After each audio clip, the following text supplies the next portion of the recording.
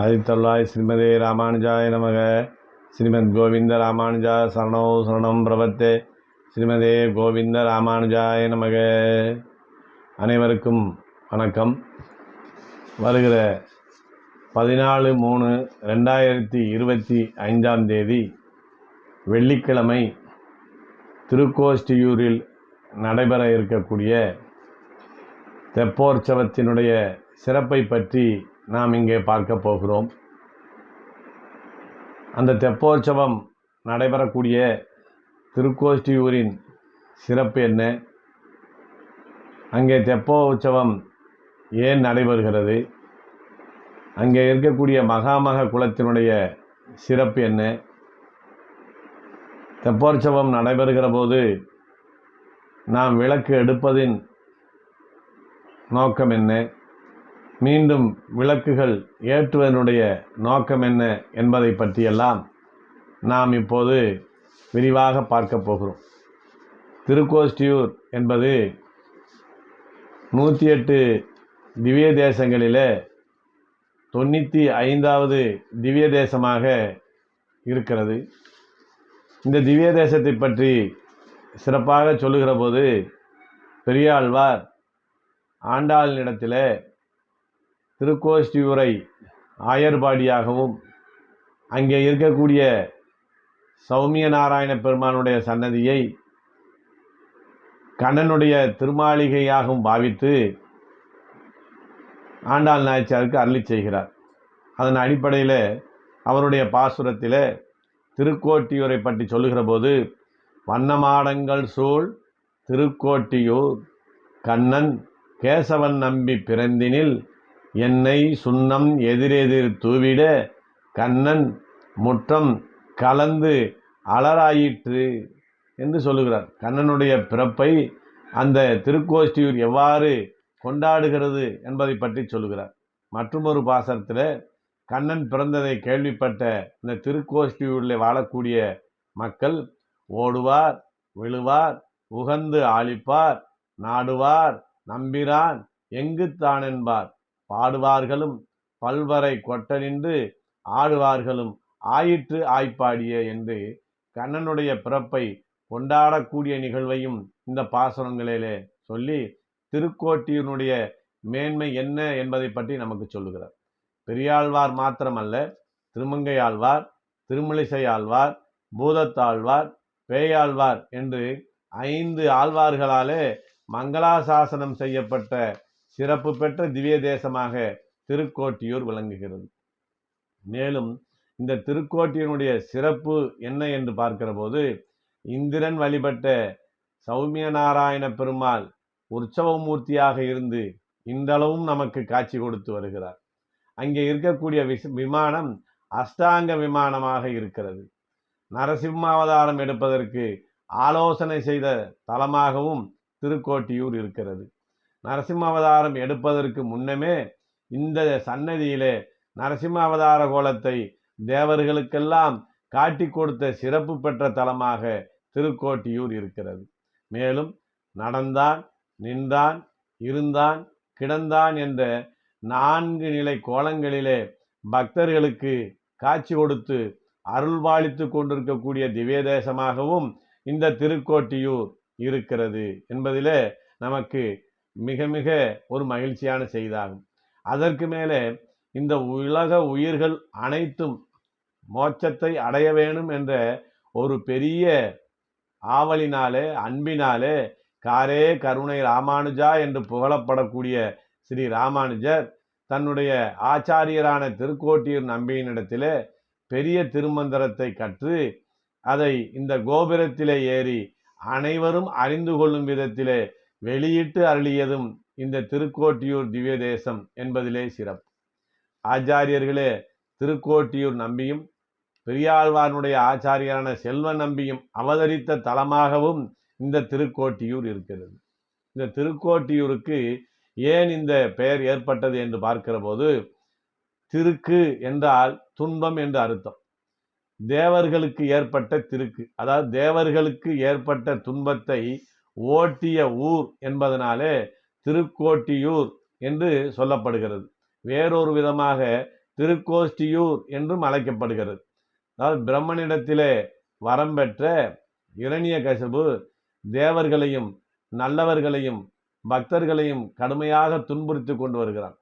அப்போது தேவர்கள் அனைவரும் ஸ்ரீமன் நாராயணனிடத்திலே சென்று இரணியினாலே ஏற்படக்கூடிய துன்பத்திலிருந்து எங்களையும் இந்த உலகத்தையும் காக்க வேணும் என்று கேட்டுக்கொள்கிறார்.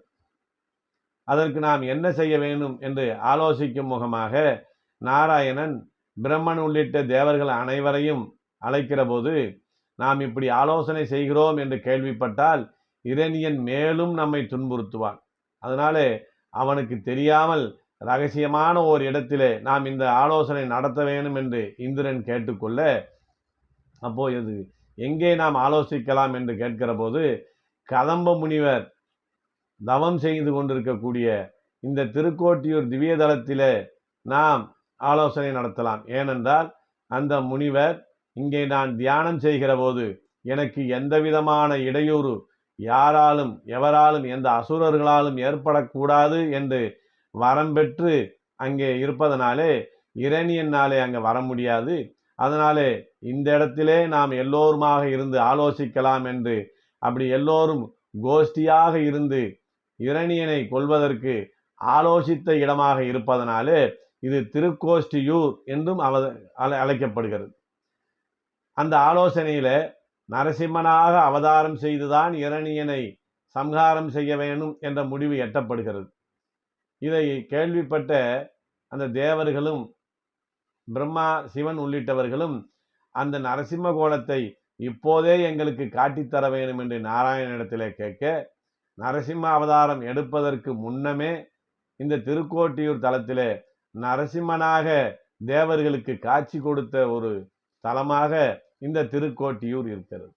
இந்த திருக்கோட்டியில இருக்கக்கூடிய விமானம் ஒரு சில சன்னதிகளிலே இருக்கக்கூடிய அஷ்டாங்க விமானமாக இருப்பது மிக மிக ஒரு பெரிய சிறப்பாகும். அப்படி அஷ்டாங்க விமானம் 3 நிலைகளிலே இருக்கிறது. ஏன் 3 நிலைகளே இருக்குது என்று பார்க்கிற போது, ஓம் நமோ நாராயணாய என்று 3 பதங்களை விளக்கும் முகமாக அது 3 நிலைகளை கொண்ட கோபுரமாக அங்கே இருக்கிறது. இந்த கோபுரத்தின் மீது ஏறிதான் ஸ்ரீ ராமானுஜர் பெரிய திருமந்திரத்தை அங்கே அனைவருக்குமாக வெளியிட்ட ஒரு சிறப்பும் இந்த சன்னதிக்கு உண்டு என்பதை நாம் தெரிந்து கொள்கிறோம். இங்கே இருக்கக்கூடிய உற்சவமூர்த்தி ஸ்ரீ சௌமிய நாராயண பெருமாள் இந்திரனாலே வழிபட்டு பூஜிக்கப்பட்டவர் என்பது மிகப்பெரிய ஒரு சிறப்பு. இறைவனாலே ஏற்பட்ட துன்பம் தீருகிற வரைக்கும் அவனிடமிருந்து தப்பித்துக் கொள்வதற்காக இந்திரன் திருக்கோட்டியூரிலேயே இருந்து அங்கேயே பெருமாளை வழிபட்டு வந்தான் என்று அங்கே சரித்திரம் சொல்லுகிறது. அவன் வழிபட்ட அந்த சௌமிய நாராயண பெருமாள் தான் இன்றும் உற்சவராக இருந்து நம்மையெல்லாம் காத்து கொடுத்து கொண்டிருக்கிறார் என்பது இங்கே மிகப்பெரிய ஒரு விஷயமாக இருக்கிறது. அப்படி இந்திரனுக்கே நன்மை செய்த ஒரு ஸ்தலமாக இந்த திவ்ய தேசம் இருப்பதனாலே நமக்கும் வேண்டிய நன்மைகளை செய்து கொடுப்பார் என்ற நம்பிக்கை நம்மிடத்திலே அதிகமாக ஏற்படுகிறது. மேலும் இந்த சன்னதிக்கு ஒரு சிறப்பு இருக்கிறது. என்னவென்று பார்க்கிற போது, இந்த சன்னதியினுடைய ஈசான மூலையிலே மகாமக குளம் என்று அழைக்கக்கூடிய நிலையிலே மகாமக கிணறு ஒன்று இங்கே இருக்கிறது. இந்த கிணறு எவ்வாறு ஏற்பட்டது என்று நாம் பார்க்கிற போது, புருரூப சக்கரவர்த்தி என்பவர் இந்த திருக்கோட்டியூர் சன்னதிக்கு திருப்பணிகளை செய்து கொண்டு வருகிற காலத்திலே மகாமக உற்சவம் வந்து விடுகிறது. அப்போது புருரூப சக்கரவர்த்தி பகவானிடத்திலே வேண்டுகிறார், நான் மகாமக உற்சவத்தை சேவிக்க வேண்டும், அதற்கு நீங்கள் தான் உதவி புரிய வேண்டும் என்று கேட்ட மாத்திரத்திலேயே இந்த சன்னதியினுடைய ஈசான மூலையிலே கங்கை பொங்கி பிரவாகமாக வெளிப்படுகிறார். அப்படி வெளிப்படுகிற நேரத்திலே அந்த நீரிலே மகாவிஷ்ணுவும் பிராட்டியோடு கூட இருந்து புருரூப சக்கரவர்த்திக்கு காட்சி கொடுத்து அந்த மகாமக உற்சவத்திலே கிடைத்த பலனை அந்த சக்கரவர்த்திக்கு கொடுத்தார். அதனாலே இன்றும் இந்த சன்னதியிலே ஈசான மூலையிலே மகாமக கிணறு என்பது இன்றளவும் இருக்கிறது. 12 ஆண்டுகளுக்கு ஒரு முறை வரக்கூடிய மகாமக உற்சவத்தன்று பெருமாள் கருடவாகனத்திலே எழுந்தருளி இந்த மகாமக கிணற்றிலே தீர்த்தவாரி கண்டறக்கூடிய நிகழ்வும் இன்றளவும் நடந்து கொண்டு வருகிறது. இப்படிப்பட்ட சிறப்பு வாய்ந்த இந்த திருக்கோஷ்டியூர் சன்னதியிலே மாசி மாதத்திலே பௌர்ணமியையும் மகாமகத்தையும் மையப்படுத்தி உற்சவம் நடைபெறுகிறது. அப்படிப்பட்ட உற்சவம் இந்த ஆண்டு 4/3/2025 அன்று தொடங்கி 15/3/2025 நிறைவு பெறுகிறது. இதில் 14/3/2025 வெள்ளிக்கிழமை அன்று பௌர்ணமி தினத்திலே பெருமாள் பிராட்டியாரோடு இந்த தெப்பக்குள உற்சவம் கண்டருளுகிறார். இந்த தெப்பக்குளத்திலே பெருமாளும் பிராட்டியும் சேர்ந்து அருள்பாலிக்கிற நேரத்திலே தான் நாம் நம்முடைய கோரிக்கைகளை வேண்டி அந்த தெப்பக்குளத்தினுடைய கரையிலே நாம் விளக்கை ஏற்றுகிறோம். அப்படி விளக்கேற்றக்கூடிய நாம் ஒரு விளக்கை ஏற்றி வைத்து நம்முடைய கோரிக்கைகளை பகவானிடத்திலே தெரிவித்துவிட்டு, ஏற்கனவே கோரிக்கைகள் நிறைவேறியவர்கள் ஏற்றிய விளக்கிலே ஒரு விளக்கை எடுத்து அதற்குள்ளே நாணயங்களை இட்டு ஒரு மஞ்சள் துணியிலே முடித்து நமது வீட்டிற்கு எடுத்து வந்து அங்கே பகவானிடத்திலே வைத்து நாம் தினந்தோறும் வழிபட்டு வர நம்முடைய கோரிக்கைகளும் நிறைவேறும் என்பது இந்த சன்னதியிலே இருக்கக்கூடிய மிகப்பெரிய ஒரு நடைமுறையாகும். அதனால அந்த தெப்ப உற்சவம் நடைபெறுகிற போது அங்கே எல்லோரும் குழுமி நமக்கு வேண்டிய அனைத்தையும் கேட்கக்கூடிய ஒரு நிகழ்வு இப்போதும் சிறப்பாக நடைபெற்று கொண்டு வருது. அப்படி பகவானிடத்திலே நாம் என்னென்ன நன்மைகளை கேட்டு பெறலாம் என்று பார்க்கிற போது, நமது குழந்தைகளுக்கு நமது பிள்ளைகளுக்கு உரிய காலத்திலே திருமணம் நடைபெற வேண்டும் என்பதை பற்றியும், அப்படி திருமணம் நடைபெற்ற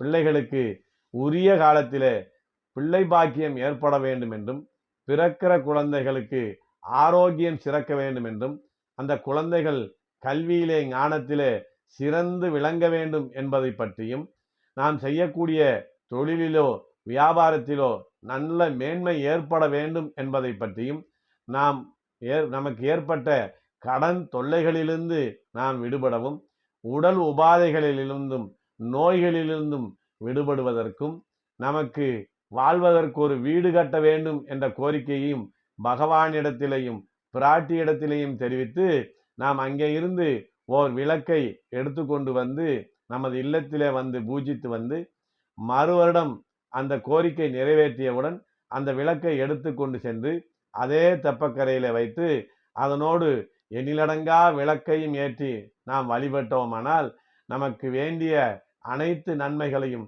பெருமாளும் பிராட்டியும் இருந்து செய்து தருவார்கள் என்பது நமக்கு முன்னோர்கள் சொன்ன வார்த்தை. அப்படிப்பட்ட ஒரு சிறப்பான நிகழ்வு இந்த ஆண்டிலே 14/3/2025 அன்று வெள்ளிக்கிழமை தினத்திலே வர இருக்கிறது. இந்த விளக்கெடுக்கக்கூடிய நாள் வெள்ளிக்கிழமையிலும் பௌர்ணமி நாளிலும் சேர்ந்து வருவது மிக மிக சிறப்பாக இருக்கும்.